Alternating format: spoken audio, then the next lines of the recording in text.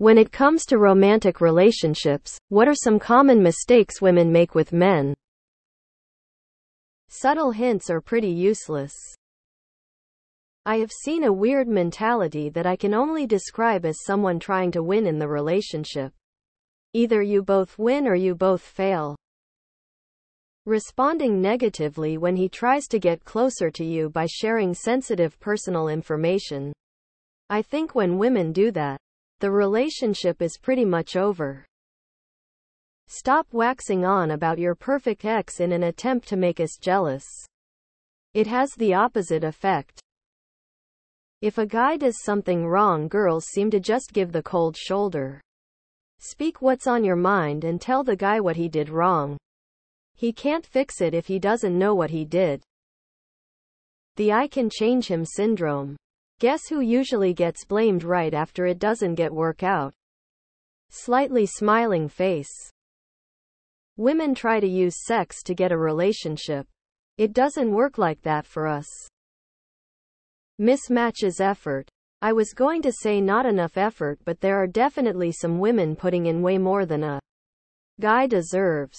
Some women have lots of men battling for their attention, so they sit back, let the man they want to do all the work. If it's not enough, then it's on to the next one, or he doesn't like me enough when it felt to him like it's the other way around.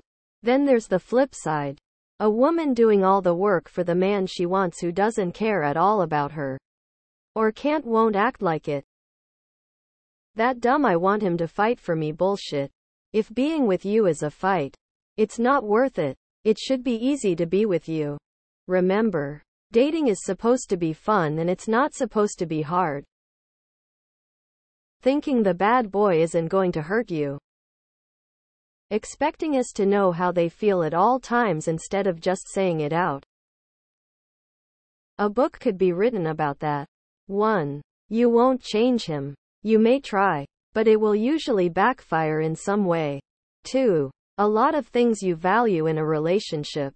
He may not. It is likely he will not. 3. Lack of honesty about expectations. Lack of honesty generally. We don't read minds. We don't invest ourselves in hints and subtle clues. We don't like to hear, oh, I actually hated that, but I thought you will grow out of it. 4. Relationships are not romance novels and Hallmark movies. That bullshit should have stayed in the era when men wore extravagant hats with feathers. Just because you can get him into bed, doesn't mean you can keep him in your life. It's not bad if the woman makes the approach. By all means, do it. A lot of us respect that confidence. Playing hard to get. It decreases our view of you. Not make us want to chase you more. We want an easy, peaceful life, and you purposefully making things more difficult runs counter to that. Expecting him to capitulate to all of your demands. Don't get me wrong. There's some straight-up bitch-made dudes out there who'll tolerate everything. But over time that shit is going to break your man and he's gonna walk out on you. Or cheat on you. It's so sad when I see this shit. Dude wants to do something. His girl glares at him. And he acts like he's a kid who just got in trouble. Like, bro, you have agency. Use it. Put up some fucking boundaries. Have some self-respect.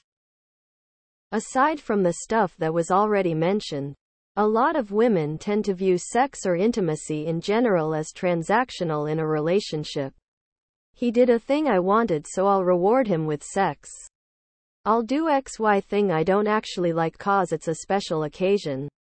I'll only try XY kink if I get to do something my partner doesn't want, etc. All it does is make their partners feel less desirable. Thinking we're thinking about something when we're not. Playing stupid-ass mind games. I'm not chasing any piece of tail. We're both adults, act like one. If you don't know, then I'm not telling you doesn't really do anything. I'll just sneak back to my video game then. Maybe that's the point? Thinking you can put someone on hold and it will work out in the end because it's meant to be, but the timing is just not right. Relationships are based on commitment. trust and hard work.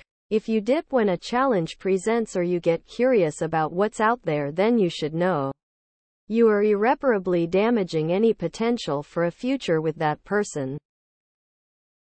Doing things for him that make you feel like a good partner, not things he actually wants. Thinking they can change the guy who is clearly bad for them. It's kind of a marvel to see people go so hard for someone who doesn't care about them. Then complain that all men are like the one man she is choosing to stay with, despite her complaints. So yeah, I think investing time, energy and attention into the guys that are no good for them, hoping for a different result. P.S.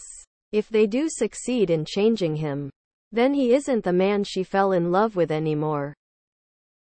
99 of the time, if you tell your fella you want to go out and something and give him a 30-minute warning, he'll happily put down the game's controller and spend time with you. Turning off the computer in the middle of play or nagging him about gaming isn't constructive. Staying with the wrong person for way too long. And even worse, only leaving when they found somebody else to be with. This goes both ways. But I've seen a fair share of women be brought down because they chose loser men. Drunks. Can't keep a job. Shitty dad. Horrible with money. Most important decision of your life. Don't pick one with major personality flaws and look past them during the honeymoon phase. Thinking that the only difference between a man who just wants sex and a man who wants to commit to you is how much he spends on you, how much time he spends with you, and how comfortable, safe he makes you feel.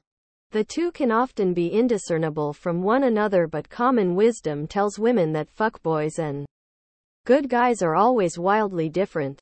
The fact is, many men, especially those successful with women, know how to lure them in and fool them into feeling he sees her as special. And then once he gets what he's gone. I'm not even offering a fix, lol. Let's be honest. Us men are a head fix sometimes. Hasn't been mentioned yet, monopolize the emotions of the room. When one of my ex-GFs would be in a bad mood, for whatever reason, she'd come into the room I was in to vent and be in a bad mood. That's fine. But when they expect you to match their mood, continuously express sympathy, and avoid cheerfulness so to not invalidate their problems, it can get tiring. When they are always around and in a bad mood, suddenly it becomes a lot harder to find and share joy in life. Overly elaborate and clumsy shit tests. When most men go on a date, they're there to get to know you better and to have a good time. When that date turns into the equivalent of a good person final exam, they're not going to appreciate that. That doesn't mean that you rooted out a bad apple. It's much more likely that the assumption of bad faith was too off-putting and insulting to continue seeing you. When your experiences, needs, or preferences are different than ours, I am not gaslighting you or invalidating your experiences by simply having my own set of them. I feel like a lot of women feel like other people must understand, share, and feel the same way about their preferences and experiences in order for them to be valid. Your experiences and feelings are valid, but at the same time, it is impossible to have a constructive conversation about life if I can't even tell you what I actually want, the moment it isn't the same thing you want. Subtle hints and comparing us to others. We are our own worst critics. We don't need women adding to that. Also, subtle hints are useless. Speak plainly and directly, that will go further. Not showing us your boobs. Women not openly saying their needs. I don't want to guess their bloody hints. Be right forward. That sex will happen. If I'm not up for it, that's that. I do not consent. And no means no. Boundaries.